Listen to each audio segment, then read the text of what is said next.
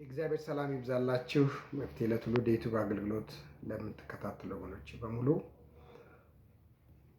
ባለፈው ክፍለ ጊዜያችን ክፍል 5 ትምህርትን ስናይ ስለ ስር መስደድ የእግዚአብሔር ቃል በዘር እንደተመሰለ አብረን ለማየት ሞክረናል። ዘር ራሱን እንደሚተካ ሲያድግ የራሱ መልክ እንደሚገለጥ የእግዚአብሔርም ቃል በልባችን ላይ ሲዘራ ከልብ ስንቀበለው እግዚአብሔርን የሚመስል ህይወት ቆይተን እንደምናመጣ ውጤቱ እግዚአብሔርን የሚመስል ባህሪ እንደሚኖረን ጥልቅ መንፈሳዊ እድገት እንደሚኖረን የሚያሳይ ክፍል ከሁለተኛ ጴጥሮስ ምዕራፍ 1 ከቁጥር 3 ጀምሮ አብረን አይተናል። እንደዚሁም ደግሞ አንደኛ ጢሞቴዎስ ምዕራፍ 4 ሐዋርያ ጳውሎስ ለጢሞቴዎስ በመከረው ምክር ላይ እሱን አይተናል። እግዚአብሔርን መምሰልን እንዴት አድርጎ ራሱን እንደሚያስለምድ ካየነው ክፍል ማለት ነው። ዛሬ ክፍል 6ን አብረን ባለፈው ሳምንት አብረን እናያለን ያልነውን ክፍል 6ን ከማቴዎስ ወንጌል ምዕራፍ 13 ከቁጥር 3 እስከ 8 ድረስ አብረን ዛሬ እሱን እናያለን። እስኪ እንደተለመደው ጌታ እንዲረዳን አጭር ጸሎት አብረን እናደርጋለን። እግዚአብሔር አምላካችን ሆይ ሳምንቱ ሙሉ መልካም ጥበቃ ሳይለየን ከኛ ጋር ስለነበርክ እናመሰግናለን። ዛሬም ደግሞ ጌታ ሆይ ቃልህን ለመማር በፊት ስላለን ይህንን ህይወትን የሚለውጠውን ያንተን መልክ በምድር ላይ እንድንለማመድ ወይም ያንተን ባህሪ በህይወታችን እንዲገለጥ የሚያደርገውን ቃልህን በሚገባ እንድታስተምረን እንድታስረዳን እንለምናለን። መንፈስ ቅዱስ እኔንም እርዳኝ፣ ሰሚዎቹንም አግዝ። ቀሪ ጊዜና ሰዓታችንን ባርክልን። ከእኛ ጋር ሁን፣ በኢየሱስ ክርስቶስ ስም አሜን።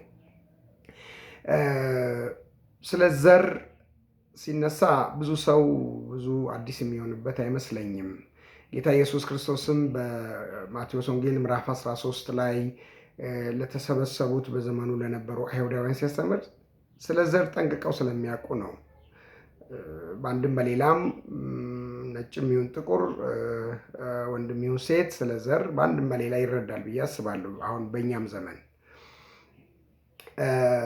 ዘር ከመዘራቱ በፊት ምናልባት ብዙ ሰዎች ስለ ግብርና የምታውቁ ከሆነ ገበሬ ዘሩን ከመዝራቱ በፊት መሬቱን ነው የሚያለሰልሰው።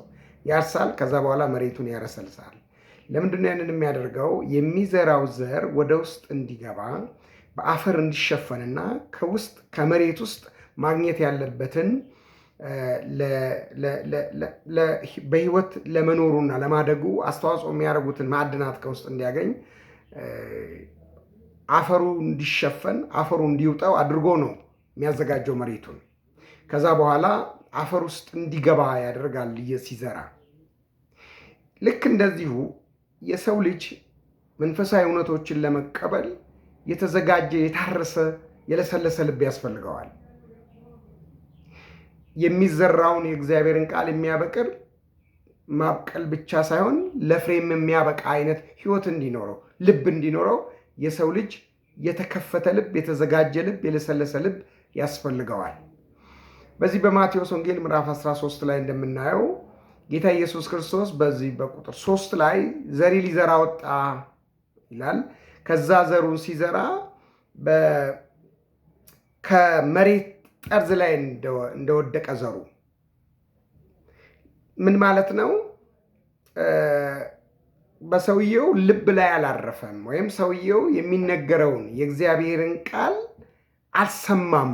በምሳሌ ወይም የለሰለሰ መሬት አላገኘም ዘሩ ሲባል፣ ቃሉም ደግሞ የተዘጋጀ ልብ ላይ አላረፈም። ሰውየው ሰምቶታል፣ ግን የራሱ አላደረገም፣ ወደ ውስጥ አላስገባም።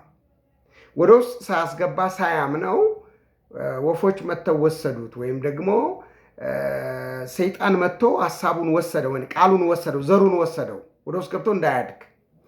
ሁለተኛው በጭንጫ መሬት ላይ ወደቀ፣ ወይም ድንጋይ ላይ ወደቀ።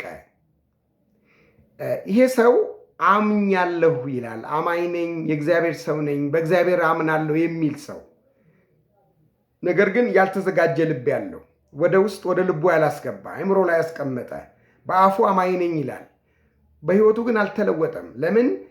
የተዘራውን ዘር ገንዘቡ አድርጎ ወደ ውስጡ አስገብቶ እንዲያድግ አልረዳውም፣ ወይም ስር እንዲኖረው። እንደውም ስር እንደሌለው ነው የሚናገረው እሱ ክፍል ላይ። ስር ስለሌለው ፀሐይ በወጣ ጊዜ ጠወለገ ይላል። ለምን? ስር ስለሌለው ነው የሚለው። ወደ ውስጥ ወደ ለሰለሰው ልብ ሲገባ ስር ይኖረዋል፣ ያድጋል ማለት ነው። ይሄ ሰው ግን ወደ ውስጥ ስላላስገባ የለሰለሰ ልብ እንዲኖረው ወይም የተዘጋጀና የለሰለሰ ልብ ስለሌለው ስላላደገ ፀሐይ በወጣ ጊዜ ደረቀ ይላል፣ ወይም ጠወለገ። የተለያዩ መከራዎች፣ የተለያዩ ፈተናዎች፣ የተለያዩ ስደቶች ሲመጡ ወደ ውስጥ ወደ ልቡ ስላልገባ ከልቡ ነገሩን ስላለያዘውና ስላልተለወጠበት ስላላደገበት በዚህ በመንፈሳዊ እውነቱ ከዚህ ጉዳይ ይመለሳል። በዚህ እውነት ምክንያት በዚህ ቃል ምክንያት ፈተና፣ መከራ፣ ስደት ሲመጣ ትቶት ይመለሳል። መቀጠል አይችልም ነው። አቅሙ ስለሌለው፣ ስር ስላልሰደደ፣ ስላላደገ፣ ልቡ በዚህ እውነት ስላልተወረሰ በቀላሉ ባክ ያደርጋል፣ ይተዋል፣ ከዚህ እውነት ይመለሳል። ሶስተኛው ምሳሌ ቃሉን ተቀብሎታል፣ አምኗል፣ ክርስቶስን ወደ ልቡ አስገብቷል። ነገር ግን ይሄ የተቀበለው ቃል እንክብካቤ ስለሚያስፈልገው፣ ሁልጊዜ ውሃ ስለሚያስፈልገው፣ በየዕለቱ ሊደረግለት የሚገባው ነገር ስላለ፣ ይሄ መንፈሳዊ እውነት የሚያድግ ስለሆነ የሚሰፋ ስለሆነ ከዚህ ይልቅ ከመንፈሳዊ ማንነቱ ይልቅ ከመንፈሳዊ ሕይወቱ ይልቅ ከተቀበለው እውነት ይልቅ ለሌላ ነገር ቅድሚያ ስለሚሰጥ፣ ለሌላው ነገር ሲሮጥ፣ ለሌላው ነገር ጊዜ ሲሰጥ፣ ይህን ቸል ስላለ ይሄ እየቀጨጨ እንደሄደ እሱ ይሮጥላቸው ነገር ሀብት ሊሆን ይችላል፣ እውቀት ሊሆን ይችላል፣ ትምህርት ሊሆን ይችላል፣ ቤተሰብ ሊሆን ይችላል ወዘተ። ለነዛ ጉዳዮች ቅድሚያ በመስጠት ጊዜ በመስጠት ሲሮጥ ይሄን ቸል ስላለው ይሄ በነዛ ይሸፈናል፣ ይታነቃል፣ ይቀጭጫል፣ ይረሳል በኋላ ላይ። እሱን ነው የሚለው። በእሾህ መካከል የሚለው የተለያዩ የሰው ልጆች ቅድሚያ የሚሰጧቸው ጉዳዮች አሉ። ከመንፈሳዊ ሕይወት ይልቅ ለምድራዊ ነገር፣ ለስጋዊ ነገር፣ ለቁሳዊ ነገር ቅድሚያ ይሰጣሉ ሰዎች። ሰውየው ለዚህ ጉዳይ ሲሮጥ እነዚህ አድገው ያንን ጨቆኑት፣ ሸፈኑት፣ ጋረዱት፣ ደበቁት። ስለዚህ እንደሚጠበቀው ሊያፈራ አልቻለም፣ ሊያድግ አልቻለም፣ ሊጠነክር አልቻለም ነው የሚለው። ቁጥር 8 ላይ እኔ ላተኩርበት የፈለግኩት ክፍል ቁጥር 8 ነው። ቁጥር 8 ላይ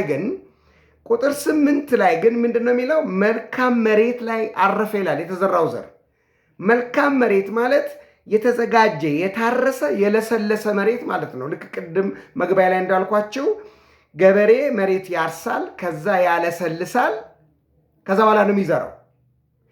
ወደ ውስጥ እንዲገባ አድርጎ ነው የሚዘራው። የተዘጋጀ ልብ ያለው ይሄ መንፈሳዊ እውነት ነው ብሎ ወደ ውስጥ ያስገባው፣ እንደገናም በቀጣይነት እንክብካቤ ያደረገለት፣ ለዚህ ዘር አስፈላጊውን እገዛ ያደረገ፣ ቅድሚያ ለሰጠው፣ ጊዜ ለሰጠው ሰው ግን ይሄ ዘር አድጎ ፍሬ ያፈራል። 100፣ 60፣ 30 ፍሬ ያፈራል ነው። ይሄ ዘር የሚያድግ ነው እንክብካቤ ሲደረግለት፣ ቅድሚያ ሲሰጠው፣ ጊዜ ሲሰጠው። የእግዚአብሔር ቃል ወደ ውስጣችን የገባው እንክብካቤ ይፈልጋል፣ ጸሎት ይፈልጋል። ሁልጊዜ ከመጽሐፍ ቅዱስ ላይ ሌላ የእግዚአብሔር ቃል መመገብ አለብን፣ መስጠት አለብን። እንዲያድግ፣ ስር እንዲሰድ፣ ጠንካራ ክንድ እንዲኖረው፣ ፍሬ እንዲያፈራ እንክብካቤ ይፈልጋል፣ ጥንቃቄ ይፈልጋል፣ ቅድሚያ እንዲሰጠው ያስፈልጋል። የሰው መንፈሳዊ ማንነት ቅድሚያ የሚሰጠው ነው። ሰው ለመንፈሳዊ ማንነቱ ለመንፈሳዊ ሕይወቱ ቅድሚያ ካልሰጠ በጣም ነው የሚሸወደው። ሌሎች ነገሮች ያንቁታል፣ ያሰናክሉታል፣ ያደናቅፉታል። ስለዚህ ይሄ ሰው ግን ይሄ አራተኛው የመሬት ምሳሌ ግን ለዘሩ ቅድሚያ ነው የሰጠው። ለእግዚአብሔር ቃል ቅድሚያ ነው የሰጠው። ይንከባከበው ነበር። በዚህ ምክንያት 160 30 አፈራ ይላል ቃሉ። ዛሬም የእግዚአብሔርን ቃል ስንሰማ በተዘጋጀ ልብ፣ በለሰለሰ ልብ ልንቀበለው ልንንከባከበው ይገባል። ምን እንዲሆን? ፍሬ እንዲያፈራ፣ 160 30 ፍሬን እንዲያፈራ። የመጣው ቃል ፍሬ ለማፍራት ነው የመጣው። ፍሬ እንዲያፈራ ተደርጎ ነው የመጣው። ስለዚህ ፍሬ እንዲያፈራ እኛ ነን የምናደርገው። ስለዚህ የተቀበልነውን ቃል ሁልጊዜ ልንይዘው፣ ልናከብረው፣ ልንንከባከበው ይገባል ፍሬ እንዲያፈራ። ያለበለዚያ በሌሎች ጉዳዮች ይሸፈናል፣ ይታነቃል፣ ይዘነጋል።